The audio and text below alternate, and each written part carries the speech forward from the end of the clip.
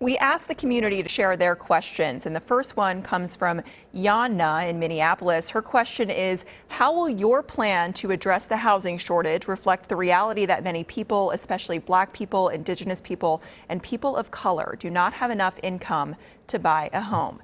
Mayor Frey, you're up first. You have 1 minute to respond, please. When I took office, we stated that housing was a right.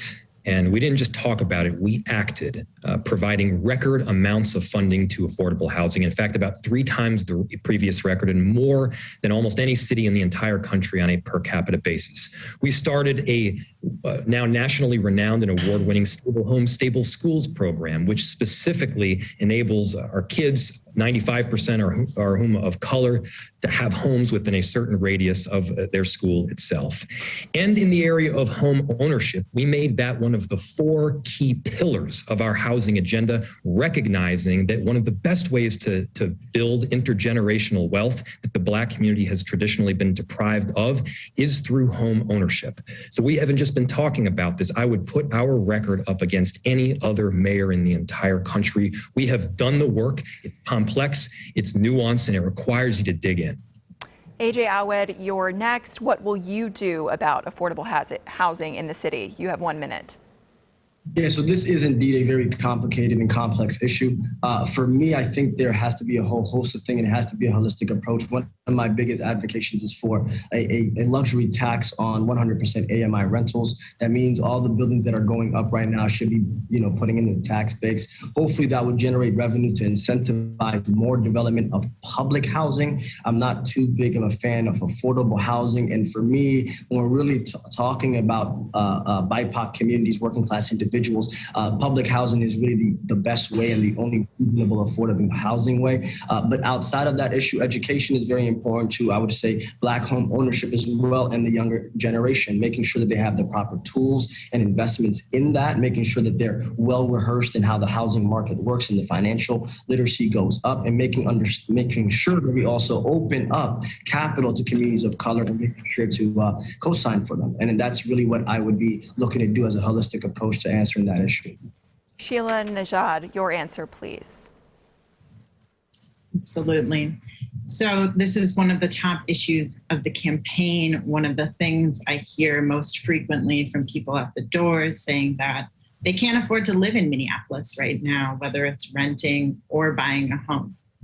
That's why I have always been a supporter of rent control, a supporter of tenant opportunity to purchase, so that when landlords are going to sell their homes, those who live in the homes get the first opportunity to buy them. Expanding investment in the land trust, and also expanding offering low interest loans to homeowners and business owners to make sure that our BIPOC owned businesses are not displaced through gentrification. And that's really what it boils down to, is gentrification is making Minneapolis unlivable for folks of color, for working class people across the city. Thank you. Kate Knuth, your answer, please, in 1 minute.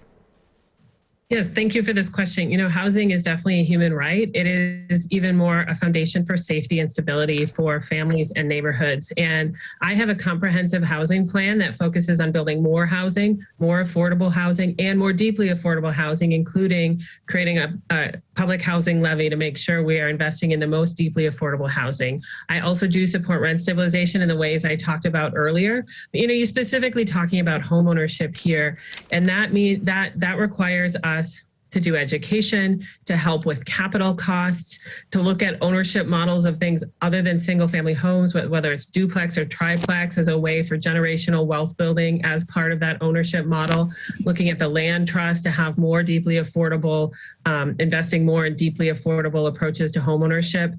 I think it's a time where we need to get creative about how to partner with both the stability of housing for Black and Brown and Indigenous people, as well as the ability to build wealth through ownership. This next question is from Ivy, who is also in Minneapolis. She asks, if ballot question 2 is passed, how will you ensure a smooth transition that supports the choice of Minneapolis voters? Mayor Frey, you go first again in this section. You have 1 minute to respond. How would you ensure a smooth transition if the police amendment passes? Well, I've made clear already that I am opposed to question 2. I believe we need safety beyond policing because not every 911 call requires response from an officer with a gun, like mental health responders and social workers. And simultaneously, we need police. But the main reason I'm against this ballot measure is because it would have the head of the department report to 14 different people. Now, that being said, if this ballot initiative passes, I abide by the will of the voters. I will do everything possible to make sure that it works, to make sure that we have both accountability and safety in the city. And by the way, we've already started down that route to make sure that regardless of the outcome of this election, our city is protected, we're safe, and we're moving in the right direction collectively. Mr. Awed, your answer in 60 seconds, please. Yeah, so I hope that it doesn't pass, and I'm urging all voters to vote against it. But in the case that it does pass, I mean, I think that we would have missed our opportunity to really inject real trust in the new department, but we would be working towards that. I would make sure to really try to center communities' voices to build that bridge between the new Department of Public Safety and communities at large, but in particular the Black and Brown communities of the city, but also to make sure that we set precedents to work really hard, that we do have an adequate size of police force in the city of Minneapolis. As you know, that amendment, if it passes, would remove that current language in our charter. So that's going to have I would say, rigorous conversations, and hopefully we can set the precedent and culture not to play political football with how many officers we have in the city of Minneapolis. Sheila, Nezhad, your answer, please. As I stated, I am fully in support of question 2. In fact, I helped write it. So of course I have a plan for its transition. When question 2 passes, as mayor, I will work with the council and the people of Minneapolis to scale up solutions. So that means maintaining fully funded 911 and 311 and expanding what we already have that we know works. So thanks to the work of my colleagues and I, we got mental health responder teams in the city of Minneapolis, but we only got enough funding for 4 people.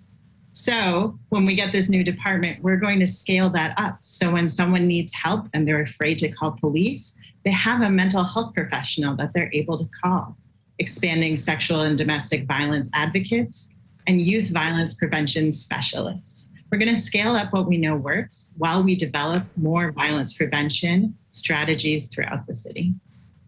And Kate Knuth, your turn to answer this question. How do you ensure the smooth transition of the voters' wishes on that question?